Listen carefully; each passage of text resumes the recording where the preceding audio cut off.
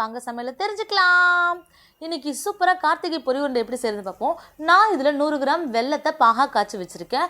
நான் கடையில் பொரி உருண்டைக்கு பிடிக்கிற பொரின்னு சொல்லி கேட்டு வாங்கியிருக்கேன். இந்த மாதிரி கை வச்சு பார்க்கும்போது பரட்டு நல்லா நொறுங்குற மாதிரி இருக்கணும். இப்படி மாவு மாதிரி போனால் தான் பொரி உருண்டை பிடிக்கிறதுக்கு சூப்பராக இருக்கும் ஃப்ரெண்ட்ஸ். பெரும்பாலும் கார்த்திகைக்கு பொரி தான் செய்வாங்க. அந்த வீடியோ நம்ம ஏற்கனவே வீடியோ அப்லோட் பண்ணியிருக்கேன். நான் அதை டிஸ்கிரிப்ஷன் பாக்ஸில் கொடுக்குறேன் உங்களுக்கு. இந்த மாதிரி பொடி கேட்டு வாங்கிக்கோங்க.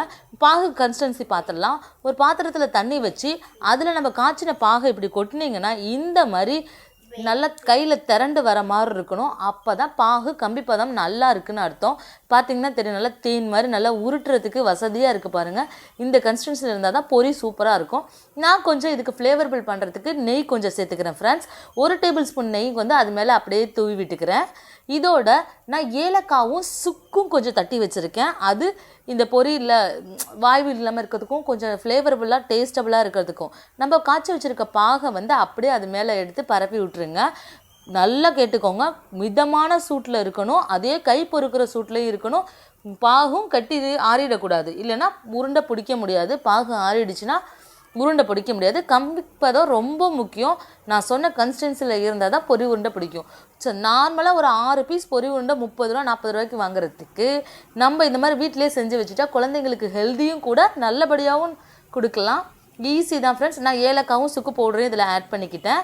கையில் கொஞ்சம் ஒட்டாமல் இருக்கிறதுக்கு கொஞ்சோண்டு நெய் எடுத்து கையில் அப்ளை பண்ணிக்கிட்டு பண்ணிடுவோம். நம்ம சேனலை பார்க்குறவங்க நீங்கள் தான் ஃபஸ்ட் டைமாக இருந்தால் சப்ஸ்கிரைப் பண்ணிக்கோங்க. பக்கத்தில் இருக்க பெல் ஐக்கானே கிளிக் பண்ணிக்கோங்க. அப்போ தான் நான் போடுற வீடியோ வரும். உங்கள் பொண்ணான நேரத்தை என் கூட செலவு பண்ணுற நேயர்களுக்கு ரொம்ப பெரிய நன்றிகள். அப்புறம் இந்த மாதிரி பாகு ஊற்றின உடனே கையோடு இந்த மாதிரி கிளறி விட்டுக்கோங்க, இல்லைன்னா அங்கங்கே பிடிச்சிட்டு கெட்டியாக நின்றுடும். எனக்கு ரொம்ப இனிப்பு பிடிக்காது ஃப்ரெண்ட்ஸ். அதனால் லிமிட்டடாக இனிப்பு இருக்கணுன்றதுனால தான் பொரி அப்படியே ரெடி பண்ணுறேன். உங்களுக்கு நிறைய இனிப்புனா நல்லா பாகு நிறையா சேர்த்துக்கோங்க. இந்த மாதிரி கையில் நெய் தடவிட்டுனா ஒட்டாமல் கிடைக்கும். மிதமான சூட்டில் சூடு இருக்கணும் ஃப்ரெண்ட்ஸ். அப்போ தான் பிடிக்கிறது கரெக்டாக இருக்கும். நல்லா ஒரு பஞ்சு பொரியை கையில் அள்ளி 2 உள்ளங்கையிலையும் வச்சு நல்லா இப்படி ஒரு அமுக்கு கொடுத்தீங்கன்னா அந்த பொரியெல்லாம் பொறுன்னு முறிஞ்சு அப்படியே ஈர்ப்பு கொடுக்கும். சூப்பராக 2 செகண்டு கூட ஆகாது ஃப்ரெண்ட்ஸ். அவ்வளோ சூப்பராக அந்த உருண்டை ஃபிக்ஸ் ஆகிடும். அதை அப்படியே வச்சிங்கன்னா கொஞ்சம் நல்லாயிருக்கும். அப்புறம் காற்று போகாத ஏர் டைட் கண்டெய்னரில் ஸ்டோர் பண்ணி வச்சுக்கோங்க. பாருங்கள், சூப்பரான பொரி. உங்களுக்கு மறுபடியும் சொல்கிறேன், பாகு நிறையா வேணா இன்னும் கொஞ்சம் டார்க்காக ஊற்றிக்கோங்க. எனக்கு அதிக இனிப்பு பிடிக்காது, லிமிட்டடாக தான் சேர்த்துருக்கேன். சூப்பராக இது மாதிரி இல்லை. நான் சொன்ன 1/4 கிலோவுக்கு 100 கிராம் வெல்லம் ஓகே ஃப்ரெண்ட்ஸ். அதில் எனக்கு வந்து 8 பொரிகளுக்கு மேலே வந்துச்சு. ஸோ அதை தான் டிஸ்பிளே வச்சுருக்கேன். ஜான்கிட்ட எப்படி கேட்டுக்குவோம். 2 3 என்ன சாப்பிட்றீங்க? பொரி. எதுக்கு? கார்த்திகைக்கு. எங்க சாப்பிட்டு பார்த்துட்டு எப்படி இருக்குன்னு சொல்லுங்க.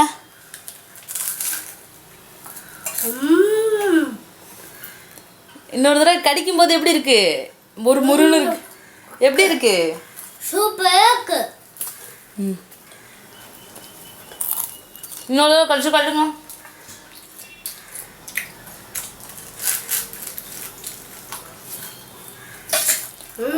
சூப்பரா இருக்கு. Okay, bye bye friends. Love you to all.